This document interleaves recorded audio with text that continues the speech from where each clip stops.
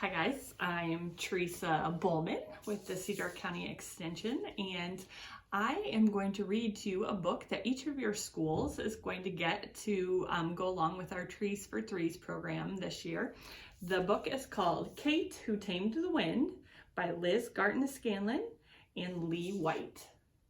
And so this will go to the library in each of your school districts.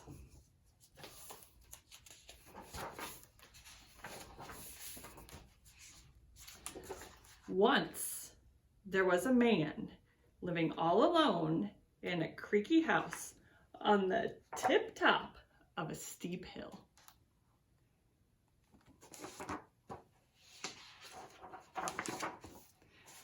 The man lived all alone in the creaky house on the tip-top of a steep hill where a soft wind blew. The man lived all alone in the creaky house where the curtains swung and the chimes spun as a soft wind blew and blew.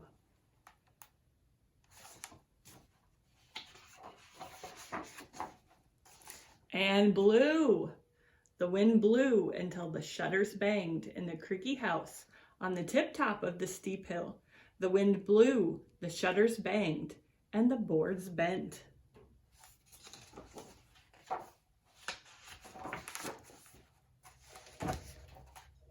The wind blew, the shutters banged, the boards bent, the table tipped, and the tea spilled.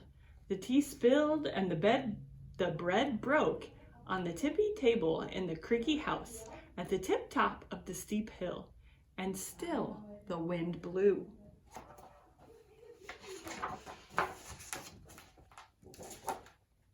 The wind blew, and off the birds flew.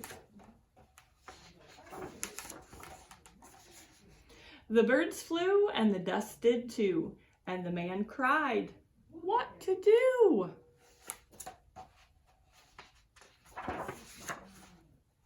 What to do?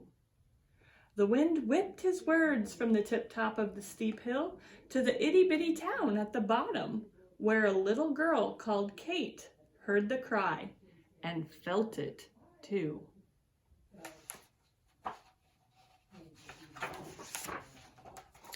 She wondered what on earth to do. Kate could not stop the wind, she knew, but she could wheel a load of new trees to the tip-top of the dusty hill in her wagon.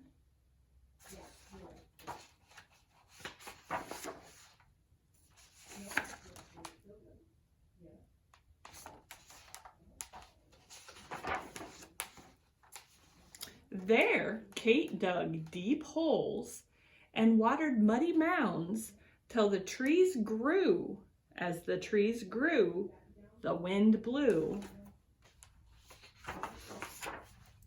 The trees grew, the wind blew, and the time flew. The time flew as the trees grew and grew. And Kate did too.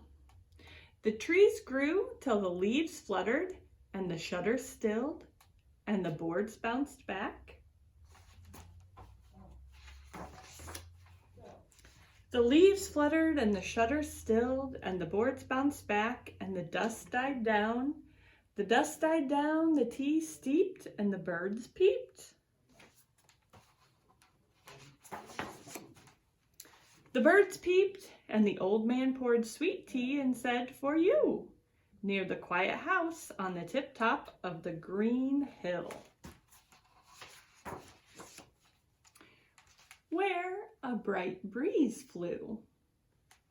And look at all those tall trees around this house. And I'm going to read to you just a little bit more about marvelous trees that's in this book. Trees are an important part of Earth's ecosystem. They play a starring role in keeping our planet beautiful, healthy, and productive. Most people know that trees provide shade on hot days, fruit for breakfast, and home to all sorts of birds and wildlife. They're good for swinging and climbing too. But did you know that trees also work invisibly while they're growing your peaches and holding your hammock?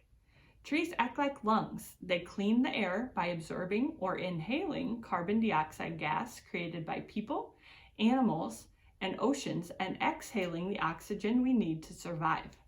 They also work underground, filtering groundwater through their roots and preventing flooding and erosion by holding soil in place.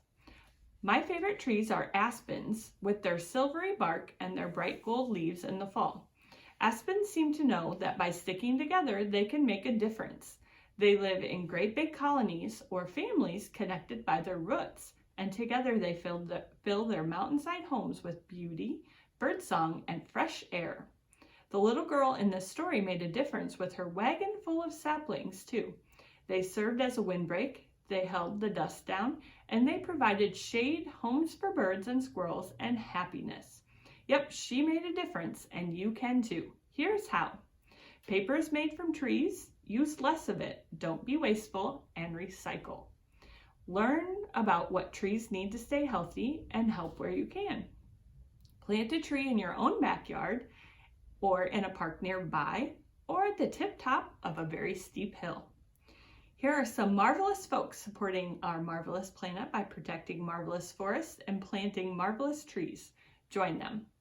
ArborDay.org, FriendsOfTrees.org, RainforestAlliance.org, and TreesForTheFuture.org. So you'll all be getting a tree to take home, and hopefully you can find the perfect spot at your house or your place to plant it. If not, definitely reach out to either Miss Sarah or Lydia or myself, and we can get you in contact with someone that can find a perfect place to plant that. And it is going to help make the earth a better place. Thanks.